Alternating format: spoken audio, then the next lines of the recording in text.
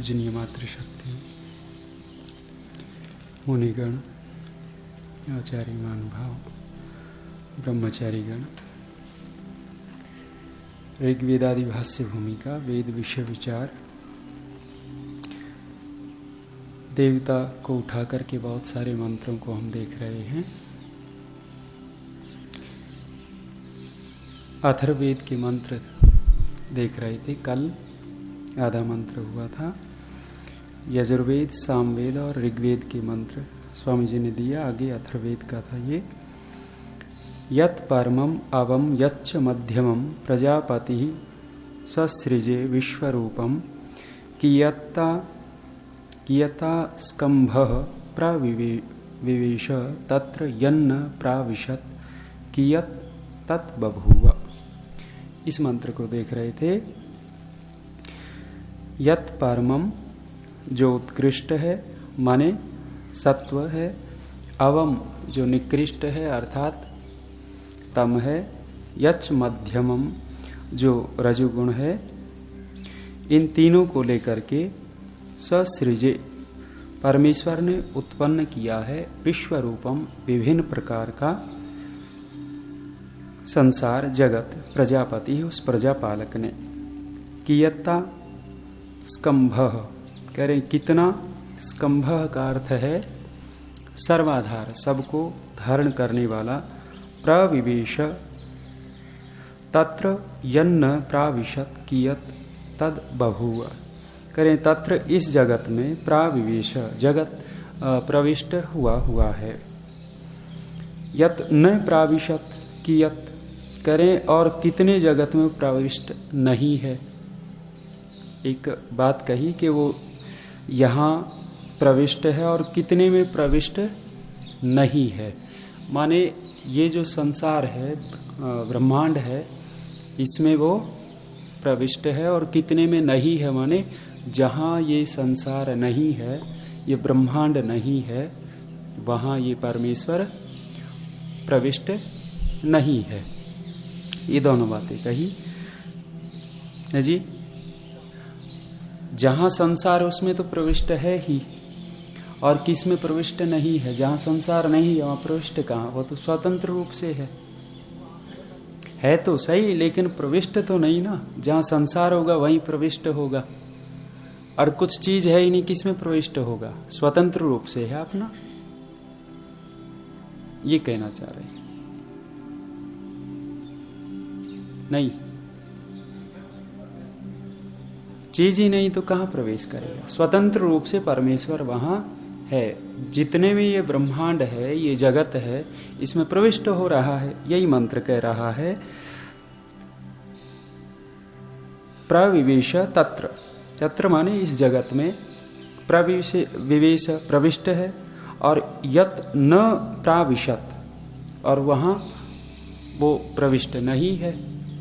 क्यों? क्योंकि वहां जगत ही नहीं, वो स्वतंत्र रूप से करें। यस्मिन भूमि अंतरिक्षम द्यौर यस्मिन अध्याहिता यत्र अग्निश्च चंद्रमाः सूर्यो वातः तिष्ठन्त्यार्पिताः स्कंभम तम ब्रूहि कतम स्विद्देवः सः। यस्मिन भूमि, जिसमें भूमि समाई हुई है, भूमि प्रविष्ट है। अंतरिक्षम, अंतरिक्ष जो उसी में है। द्यौः, द्युलोक जिसमें है। यस्मिन अध्याहिता, अध्याहिता माने प्रविष्ट है इसमें, माने परमेश्वर इनमें घुसा हुआ है और परमेश्वर में ये घुसे हुए हैं, है ना। परमेश्वर में ही है ना। परमेश्वर इनके अंदर है और परमेश्वर के अंदर ये सभी लोकांतर हैं। यत्र अग्नि ही चंद्रमा सूर्य है, जिसमें अग्नि है, चंद्रमा है, सूर्य है, वातः वायु है, तिष्ठन्ति ठहर रही है। उसी परमेश्वर में अग्नि ठहर रही है, चंद्रमा ठहर रहा है, सूर्य ठहर रहा है, और वातः वायु ये उपलक्षण है। माने सभी कुछ उसी परमेश्वर में ठहर रहा है। स्कंभम तम ब्रूहि कतमः स्विद्देवः सः। वो देवता स्विद्देवः निश्चय से, स्वित माने निश्चय से, ही एव माने ही, कतमः, कतम माने कौन भी अर्थ कर सकते हो, लेकिन क माने सुख और तम प्रत्यय कर दिया तो अत्यंत सुख स्वरूप जो है, अतिशयन सुख स्वरूप जो परमेश्वर है निश्चय से, सह तम ब्रूहि, उसको कहो। जिसके अंदर ये सब कुछ समाया हुआ हो उसी की चर्चा करो, दूसरे की नहीं। दूसरों की चर्चा करते हैं तो निश्चित रूप से कहीं न कहीं वाणी से दोष हो बैठता है, और जब परमेश्वर की चर्चा करते हैं दोष नहीं होता, वाणी में परिष्कार होता चला जाता है। मंत्र आगे आएगा शायद, दिमाग से उतर गया। भाव ये है कि जो व्यक्ति परमेश्वर को जानता है और परमेश्वर के विषय में दूसरे के सामने बताता है, जानता है तो उसको आनंद आ रहा है, और जब दूसरों को बताएगा तो दूसरों को भी निश्चित है आनंद आएगा। ईश्वर की चर्चा करते ही इसकी अद्भुत सृष्टि की, अद्भुत वेद ज्ञान की, इसकी अद्भुत गुणों की जब हम चर्चा करते हैं, चाहे कितना भी वो वैसा व्यक्ति दिखता हो, लेकिन आकर्षित होगा, उसको भी अच्छा लगेगा। विचित्र विचित्र बातें आएंगी। और जब परमेश्वर को छोड़ करके दूसरों की चर्चा करते हैं तो क्या होता है। दिन में एक दोहा बोल रहा था मैं ब्रह्मचारी के सामने, ऐसी वाणी बोलिए मन का आपा, औरन को शीतल करे, आपो ही शीतल। बड़ी आनंद की बात है। लेकिन एक व्यक्ति ने कहा, ऐसी वाणी बोलिए सबसे झगड़ा होए, और कह रहे हैं ऐसे से मत बोलिए जो तुमसे तगड़ा होए। जी कह रहे हैं ऐसा बोलोगे झगड़ा हो जाए, लेकिन उससे बिल्कुल मत बोलना करमवीर जी जैसे टकरा गए तो छोड़ेंगे नहीं। जब ईश्वर की चर्चा होती है तो वाणी में परिष्कार होता है, और जब हम दूसरे को विषय बना करके चर्चा करते हैं, अवगुणों को देख करके, गुणों को देख करके नहीं, हम दूसरे के गुणों की चर्चा करते हैं तो वहां भी परिष्कार होता है, अच्छा लगता है। अनुभव करके देखना, जब हम दूसरे की प्रशंसा करते हैं ना, वो हमारे सामने नहीं है, स्वाभाविक हमारे अंदर अच्छा लगेगा, प्रसन्नता आएगी, शांति अनुभव होगी। और जब हम दूसरे को विषय बना करके उसके दोषों की चर्चा करने लगते हैं ना, भले ही हम कहते रहते हैं, हम भी करते हैं, हम भी बैठ करके कर लेते हैं, लेकिन और बाद में ये भी कह लेते हैं भी यथार्थ है, क्या करें। मन की संतुष्टि के लिए, अपने मन को थोड़ा सा संतुष्ट करने के लिए ये कह करके भी हम तो यथार्थ कह रहे हैं, जैसा व्यक्ति वैसा बोल रहे हैं, लेकिन ना, मन में शांति नहीं होती, ढेर सारा समय बर्बाद कर देते हैं। जब दूसरे के दोषों को देख करके हम वो उसको विषय बना करके वाणी से बोलते हैं, बहुत समय व्यर्थ में जाता है हमारा। और यहां कह रहे हैं कि क तमह, जो अत्यंत अतिशयन सुख स्वरूप है, उसी परमेश्वर के विषय में कहो, जिसने सब कुछ धारण कर रखा है। करें इत्यादयो अथर्ववेदे अपि बहवो मंत्रः सन्ति। इस प्रकार के अथर्ववेद में भी बहुत सारे मंत्र हैं। एतेषां मंत्राणाम मध्यात् केषांचित् अर्थः पूर्वं प्रकाशितः। करें इस प्रकार के मंत्रों का मध्य में केषांचित् पूर्व में भी अथर्ववेद के मंत्र आए थे। क्या मंत्र थे? तस्मै देवाय न तस्मै ज्येष्ठाय ब्रह्मणे नमः, वो 3-4 मंत्र आए थे, अथर्ववेद के थे। हाँ, ये मंत्र थे। तो कह रहे हैं कुछ पूर्व में कह दिए, केषांचित् अग्रे विधास्यते, कुछ आगे अथर्ववेद के मंत्रों को कहेंगे। अत्र अप्रसंगात न उच्यते, वह अब ऐसा प्रसंग नहीं है कि और मंत्रों को यहां कहें, इसलिए नहीं कह रहे। अब उपनिषद को उठा रहे हैं, वेदों के मंत्रों का प्रमाण दिया, अब उपनिषद का प्रमाण स्वामी दयानंद दे रहे हैं। अणोरणियान महतो महीयान आत्मस्य जंतोर निहितो गुहायाम तम क्रतु पश्यति वीत शोको धातु प्रमादात महिमानम आत्मनः। परमेश्वर को कहा कि अणोरणियान, अणु से भी अत्यंत, अणियान माने बहुत सूक्ष्म। पथिक जी ने इसी के ऊपर गीत लिख रखा है, प्रभु तुम और इतना बहुत है, प्रभु तुम अणु से भी सूक्ष्म, ऐसा कुछ गीत उन्होंने लिखा है। गगन से विशाल हो, ऐसा कुछ। तो यहां 2 बार सुना चुके वे। यदि हम उसको ध्यान से सुनते हैं तो बहुत अच्छा लगता है, तत्वज्ञ होकर के। करें अणोर अणियान, परमेश्वर जो है अणु से भी अणु है, अर्थात सूक्ष्म से भी सूक्ष्म है। महतो महियान, और महान से महान है। जो इस संसार में सबसे बड़ी वस्तु दिखती हो वो भी इसका मुकाबला नहीं कर सकती, इतना बड़ा परमेश्वर है। ये मोटाई वोटाई की दृष्टि से नहीं कि ये इतना मोटा है और परमेश्वर और मोटा है। मोटे मोटे आदमी देखे होंगे ना, वो सबसे मोटा, और फिर कोई संसार में उससे मोटा है ही नहीं। 700 किलो का कितने का अखबार में आता है कई बार।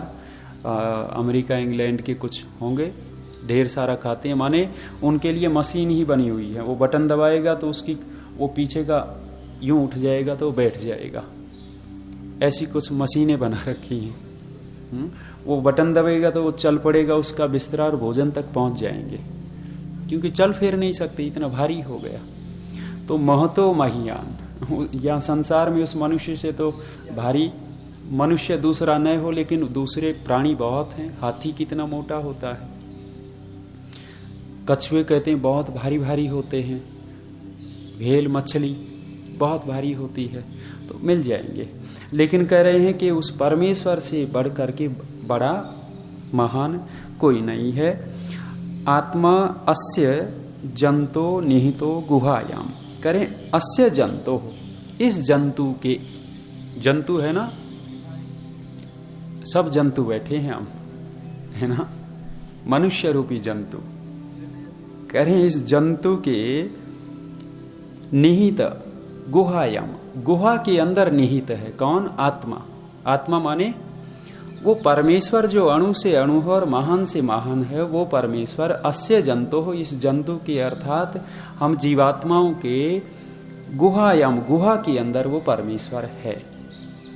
गुहा माने हाँ, गुफा भी होती है और ये बुद्धि भी होती है, पहाड़ों वाली गुफा नहीं है, यहाँ बुद्धि के अंदर है, अथवा हृदय रूपी गुहा है, इसके अंदर परमेश्वर है। यहाँ खोजते हैं तो निश्चित है परमेश्वर मिलता है। वहाँ हम देखेंगे शायद मुक्ति विषय में अथवा उपासना विषय में दिया कि अंगुष्ठ मात्र ये है, वो हृदय को स्वामी दयानंद खोल रहे हैं। तो कह रहे हैं जो यहाँ खोजेगा उसी को मिलेगा, और यहाँ के अतिरिक्त यदि कहीं खोजने चला गया तो उसको नहीं मिलता। बाहर खोज रहे हैं परमेश्वर को। कहते हैं कोई व्यापारी गया व्यापार करने, हजारों रुपए कमाए, स्वदेश लौटने लगा तो पैदल चलते थे कहते हैं, और सराय भी होती थी, रास्ते में सराय होती, पथिक लोग रुक जाते, यात्री रुकते। तो जब वो आ रहा था, किसी ठग ने देखा कि माल है, और पहले के ठग ऐसे नहीं होते थे चुरा के भाग गए, बड़ी युक्ति से निकालते थे, उसको पता भी न लगे, उसके साथ भी मित्र बन के रहे और लेकर के चंपत। तो वो भी साथ में हुआ, उसने भी व्यापारी जैसा रूप धारण किया, साथ साथ रहे। और ये जो व्यापारी था ये अनुभवी था, इसने पहचान लिया ठग है, गड़बड़ करेगा। चले, रात हो गई, किसी सराय में रुके, सो गए। जब शाम को सोने को हुए, भोजन आदि किया, तो भोजन के लिए उसको जो साथी था उसको कहा भी तू भोजन लिया। तो इसने जो थैली थी, जो बिस्तरा बिछा था, इसके तकिए के नीचे रख दी, ठग के तकिए के नीचे। और जब सो गए, चैन से सोए। जब शौच आदि के लिए सेठ जी चले गए, व्यापारी गया, तो वो जो ठग था उसके वो थैले को खोज रहा, उसके बिस्तरे को अलट पलट रहा, कुछ न मिले। अरे ठग ने सोचा ये तो मेरा भी उस्ताद है, चलो अब नहीं तो आगे देखेंगे। आगे पहुंचे, अगली सराय आई, अगले रात्रि में फिर विश्राम करना था, वही कार्यक्रम कर दिया उस व्यापारी ने। तो ये खोज रहा, मिले ही नहीं। 3-4 दिन बाद व्यापारी अपने नगर के पास में पहुंच गया और ठग ने हाथ जोड़े, महाराज हम तो हैं चोर, लेकिन चोरी कर नहीं पाए। ये तो बताओ छुपाते कहाँ थे? अरे बोला मैंने सारा सब कुछ तेरा देखा, बिस्तरा देखा, तेरा थैला देखा, कपड़े देख लिए, कहीं मिला ही नहीं, और थैली फिर सुबह प्रकट हो जाए, वो मिले नहीं और फिर सुबह तो तेरे हाथ में फिर थैली दिखती है। अरे बोला पगले, बोले तूने अपना बिस्तरा उठा करके ही नहीं देखा, हम तो रात को सोते थे तेरे तकिए के नीचे रख देता, तू मेरी तरफ तो खोजता रहता, अपनी तरफ नहीं देखा। अच्छा, कहना क्या चाह रहे हैं कि परमात्मा को जो मंदिर में देखते हैं ना, बाहर गुरु जी के चरणों में देखते हैं, कोई कोई कोई कोई कहीं भी देखते हैं बाहर, ये कहना ये चाह रहा है कि अपने अंदर देखें। यही ये कहा, अस्य जंतो हो निहितो गुहायाम, इस जंतु के गुहा में निहित है परमेश्वर। आगे कहा, तम क्रतुः पश्यति वीत शोकः, उसको कौन देख सकता है? क्रतुः वीत शोकः, वीत शोक माने गीता में श्लोक आए, वो क्या कह रहे हैं? स्थित प्रज्ञस्य का भाषा समाधिस्थस्य केशव, स्थित धी किम आसीत प्रभासेत प्रव्रजेत किम, ऐसा कुछ श्लोक है। करें स्थित प्रज्ञ कौन है? अर्जुन पूछ रहा है श्री कृष्ण जी से। देखा बड़े बड़े स्थित प्रज्ञों को देख लेता है व्यक्ति, फिर संशय पैदा होता है ये स्थित प्रज्ञ है कौन? आपके सामने बताया था कि एक स्थित प्रज्ञ ऐसे हैं जिन्होंने 50 वर्ष की अवस्था में विवाह किया, दूसरा तीसरा किया होगा शायद। क्यों? क्योंकि लड़कियां हो रही हैं। स्थित प्रज्ञ ऐसे हैं कि लड़का चाहिए। स्वयं 50 वर्ष की हैं और 16-17 वर्ष की वैश्य की कन्या से उन्होंने विवाह किया था। कौन है ये? सुधांशु जी महाराज। कई लड़कियां हुई, संतुष्ट नहीं हुए स्थित प्रज्ञ, फिर विवाह करके सोचते हैं एक और लड़का हो जाए, शायद अब तक नहीं हुआ। तो संशय पैदा हो जाता है कि स्थित प्रज्ञ से का भाषा समाधिस्थ से केश, जिसकी समाधि लगी है उसका मामला क्या कैसा बदल जाता है, कैसा हो जाता है? स्थित धी किम प्रभासे, वो बोलता कैसा है, उसका चलना कैसा है, उसका उठना बैठना कैसा है, पूछ रहा है। तो वहां ये शब्द आया है जी।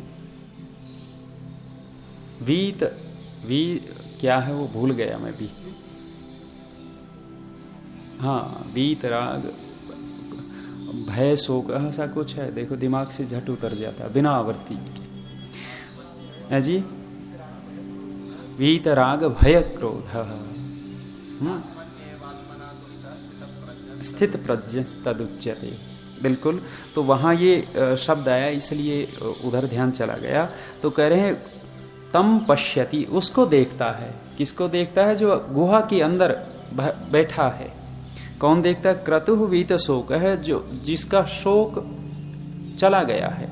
वीत राग, शोक नहीं है जिसके अंदर, ऐसा जो क्रतु है, चिंतनशील व्यक्ति है, वो देखता है।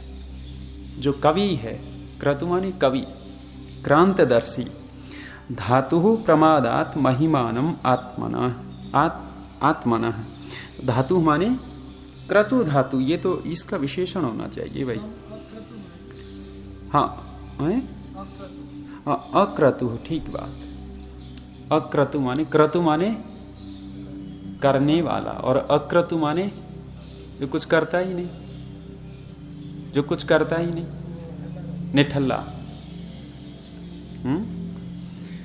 तो यहां करने का मतलब, न करने का मतलब है जो कभी पाप रूप कर्म करता ही नहीं, जो अधर्म करता ही नहीं, ऐसा।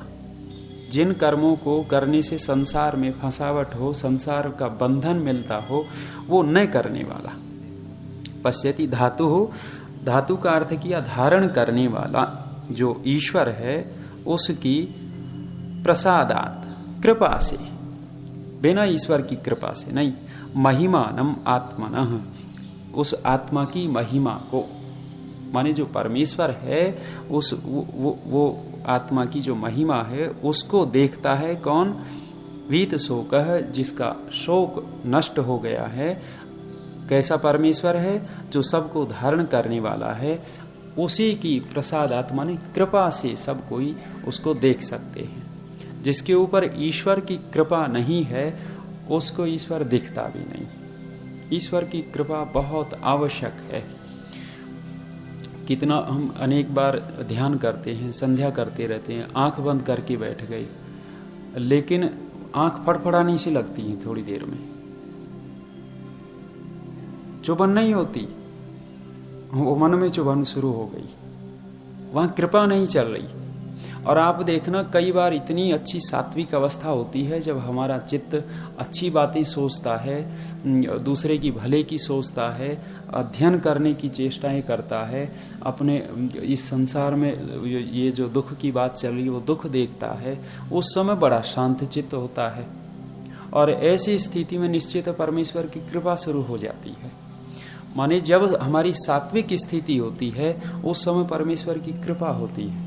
और हम बैठते हैं तो आंख फड़फड़ाती नहीं, बस बंद होगी तो हो गई, चिंतन में खो गए।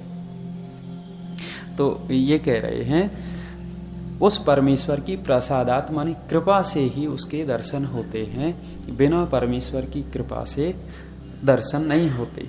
फिर कहा अशब्दम अस्पर्शम अरूपम अव्ययम तथा अरसम नित्यम अगंधम अगंधवच्च यत् अनादि अनंतम महतः परमं ध्रुवम निश्चय्य तन्मृत्यु मुखात् प्रमुच्यते। बहुत बढ़िया कहा।